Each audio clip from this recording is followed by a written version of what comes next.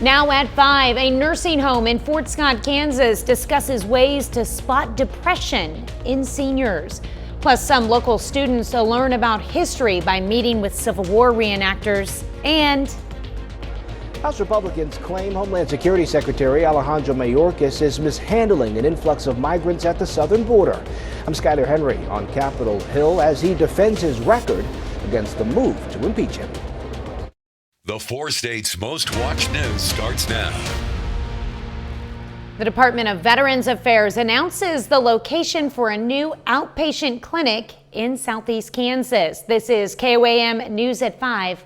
I'm Tanya Bach. The VA Eastern Kansas Healthcare System's newest clinic will be located in Iola at 1408 East Street. To help area veterans learn about the services offered, the VA will provide information sessions in 4 Southeast Kansas communities. The first will be in Garnett on February 6th, and then in Chanute on February 7th, Iola on the 8th, and Fort Scott on the 9th. For more information, you can visit our website at KOAMnewsnow.com. Credo Senior Living in Fort Scott held a discussion about dealing with depression while in a nursing home. KOAM's Amber Jenkins has more. Loss of appetite, restless sleep, and isolation are just some of the symptoms of depression. According to doctors, residents in nursing homes are more prone to depression while adjusting to the facilities. They get kind of written off, and they have issues just the same as we do. Their symptoms may be a little bit different, but they still need to be addressed. There still needs to be interventions. And I think a lot of times, especially in facilities like nursing homes and assisted livings, those problems are sometimes overlooked. Dr. Daniels meets with residents who suffer from depression. Although everyone experiences it differently, he says more family involvement is just as effective as medications. For example, we may do medications and therapy, but we also would recommend, participation in activities, in the facility, as well as more family involvement. In this Credo community, our families are very involved with the residents as well. So it's not just, we don't just stop at our connection with the residents, we extend to the families as well. Adjusting to senior living can be difficult after living on your own for decades, but residents say the key is not to keep an idle mind. People keeping busy and not just sitting down and just giving up, I think. Since joining the Credo Senior Living community 4 months ago, Lois Wilson says she stays active with the activities. Bingo. And being social. I'm very active. I don't like to sit in a chair and do nothing, and I'm an active person. I've done a lot of walking when I was home, and I didn't have time to be depressed. Reporting in Fort Scott, Amber Jenkins, KOAM News. The Credo Senior Living says their events and discussions are open to the community as well. Students at Pineville Elementary today welcomed Civil War enthusiasts and reenactors. These guests were able to bring stories of what it was like for soldiers to fight and live in the Missouri, Arkansas, and Kansas areas. The reenactors also brought accurate clothing and gear used by both Union and Confederate soldiers. The teacher, Mrs. Johnson, says this is the perfect way for students to be introduced to an important part of our nation's history. Opportunities like this where someone can come in all dressed up, they can see and touch things, makes it more real to them. Because let's face it, with all of the input they have from the world, history's kind of boring if you don't tell a story. And students were able to touch and interact with all of the items brought to them. Johnson went on to say these students will continue to ask questions for days to come. Well, Chief Meteorologist Doug Hetty joins us. Yeah, it's turned out to be another great day for us today. Temperatures fantastic once again. Most of us right around 60. 61 degrees, well above our average high, and we're dry. Looks great. A lot of traffic, of course, on Range Line and just outside of Pittsburgh. But look at these temps: 57 in Anderson, 58 in Bella Vista. We have 58 in Iola, 60 in Welch, and it's going to be a very nice evening. It's a little breezy out there. We have northwesterly winds, but these are going to switch around out of the south as we go through the next day. So temps slide back through the 50s, 40s, 30s. Kind of cold tonight. We drop back near freezing, but We are going to have pretty much clear skies. We could get a little bit of patchy fog in here late tonight. We have one weak wave just south of El Paso, a stronger storm system in the Pacific Northwest. These will change our weather up down the road. We'll talk about that here in a bit. All right, thanks, Doug. Well, House Republicans are moving closer to possibly impeaching Homeland Security Secretary Alejandro Mayorkas over his handling of immigration at the southern border. Skylar Henry is on Capitol Hill with what happened during today's Homeland Security Committee hearing, as well as Mayorkas' response to the proceedings. The House Committee on Homeland Security met Tuesday to mark up 2 articles of impeachment against Homeland Security Secretary Alejandro Mayorkas, moving a step closer to a full House vote. The actions and decisions of Secretary Mayorkas have left us with no other option than to proceed with articles of impeachment. House Republicans want the secretary impeached over his handling of the southern border. The articles of impeachment charge Mayorkas willfully defied laws that require migrants to be detained and that he breached the public trust by claiming that the border was secure. The failure to secure the border has been so significant, so catastrophic, so egregious. The GOP effort follows unprecedented border crossing levels in December. Democrats argue disagreements over the Biden administration's border policy do not meet the high crimes and misdemeanors threshold for impeachment. The sham impeachment of Secretary Mayorkas is a baseless political stunt. Secretary Mayorkas did not testify during the impeachment proceedings, but sent a letter to the committee chair ahead of Tuesday's hearing, saying the, quote, false allegations don't rattle him. In the letter, Mayorkas also touted a bipartisan Senate border security immigration proposal that he helped negotiate, a deal some House Republicans have already come out against. If it is what they're advertising that doesn't address remain in Mexico, that doesn't address mass parole, that doesn't resume border wall construction. Secretary Mayorkas has done what he has the authority to do, which is limited. He has been undermined and sabotaged at every step by Republicans. House Speaker Mike Johnson says he intends to bring the impeachment issue up for a full vote as soon as possible. Skylar Henry, CBS News, Capitol Hill. If Mayorkas is impeached, it will be the first time the House has impeached a cabinet secretary in nearly 150 years.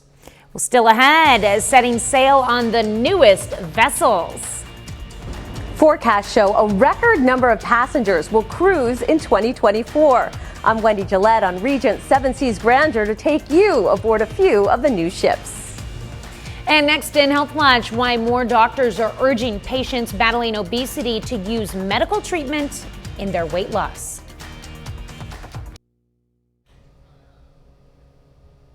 Topping today's Health Watch, with severe obesity affecting nearly 10% of the country, more doctors are urging patients to look at medical treatments along with diet and exercise. Bradley Blackburn has the story of one woman who says her life was changed when she got weight loss surgery.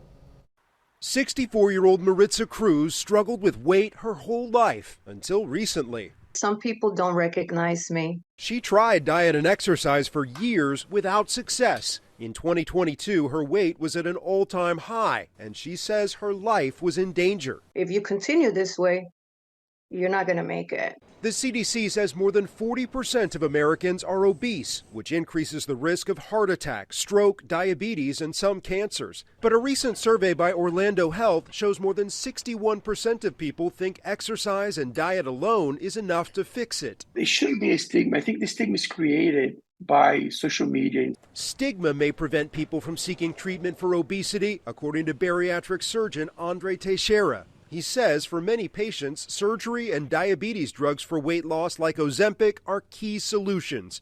They carry risks, but he argues chronic obesity is an even bigger danger. Surgery is definitely not an easy way out. There is a lot more tribulations afterwards that you have to deal with, but the risk mitigates the outcomes issues that you can have without going untreated. Dr. Teixeira performed bariatric surgery on Cruz, who has since lost nearly 100 pounds. She's changed her diet, gone through counseling, and now she can exercise, even dance. For me, this was the best move I've made in many years. And you tell other people out there it's okay to ask for help.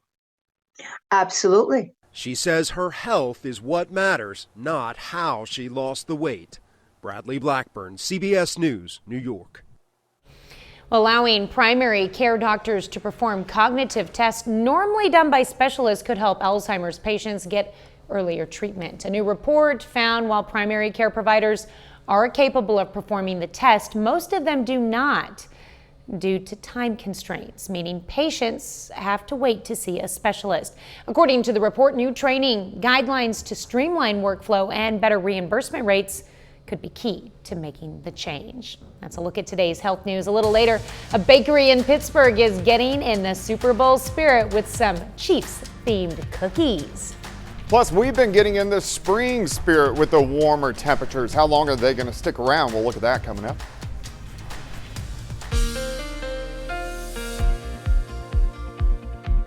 Another great day for us today. After a very cold stretch for about 2.5 weeks, we've been getting a little bit of a present with the sunshine returning and also the fantastic temperatures well above our average high for this time of the year. Looks great. Here's indigo sky just outside of Seneca, Missouri. Clear skies will stick with pretty much the clear skies as we go through the evening hours. Look at our temperatures. Yesterday, lower 60s.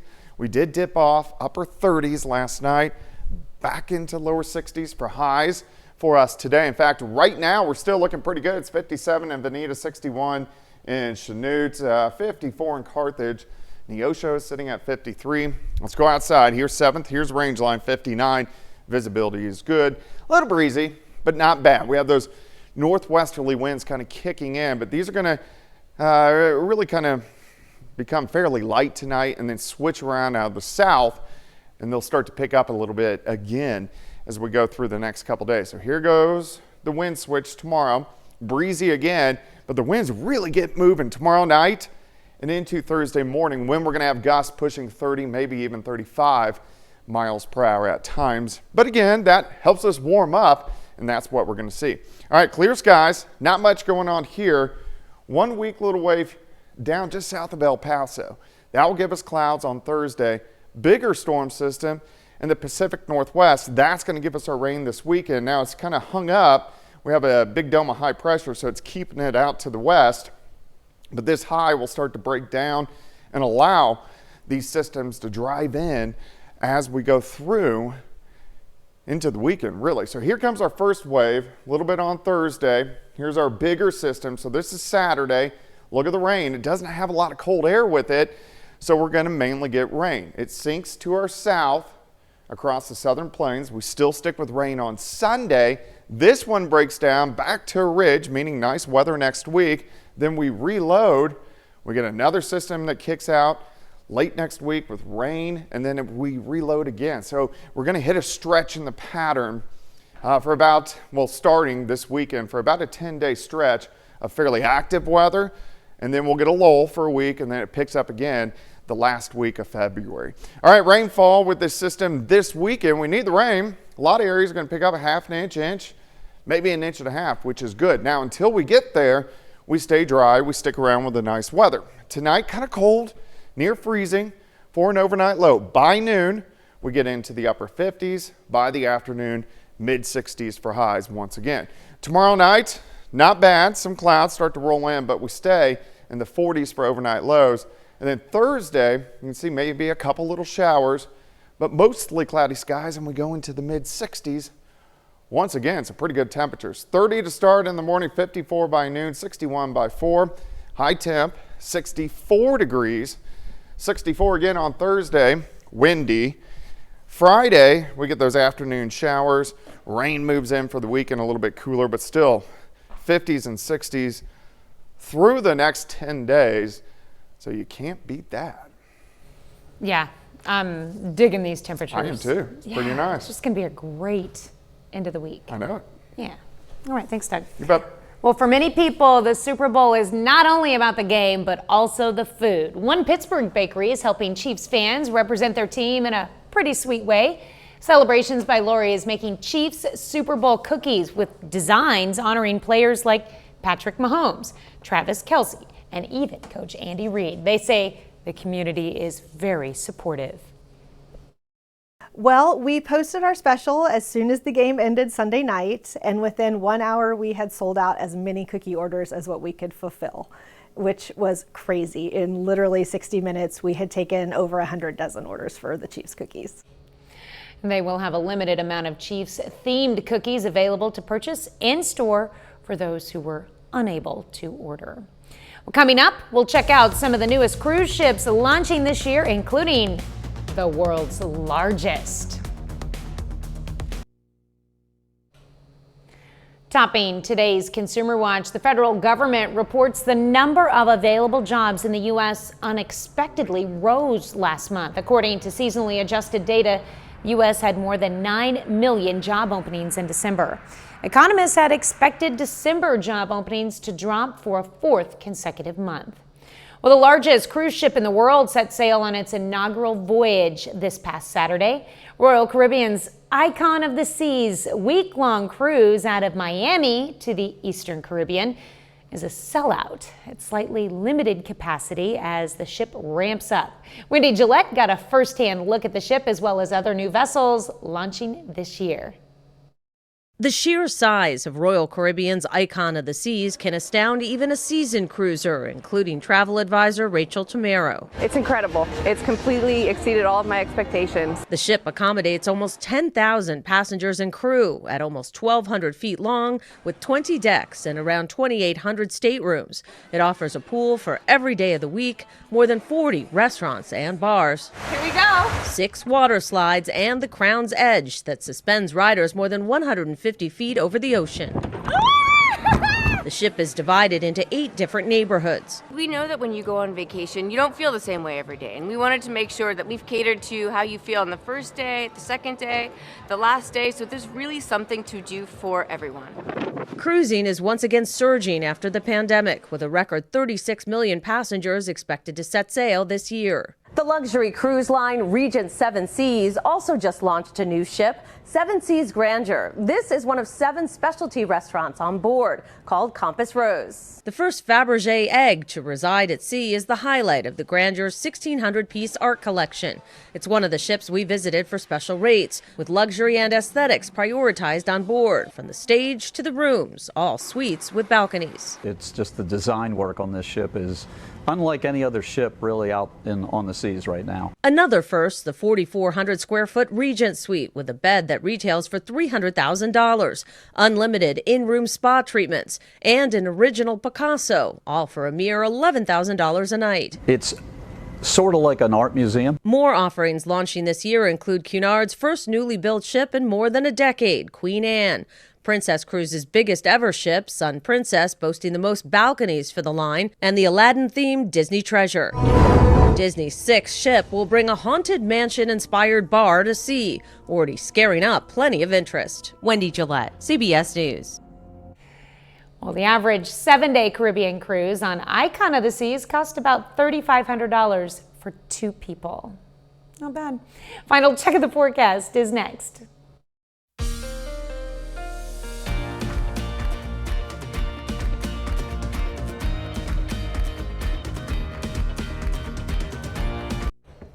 Up next on the CBS Evening News, who's responsible for keeping kids safe on social media? Tech executives get ready to face tough questions in Washington.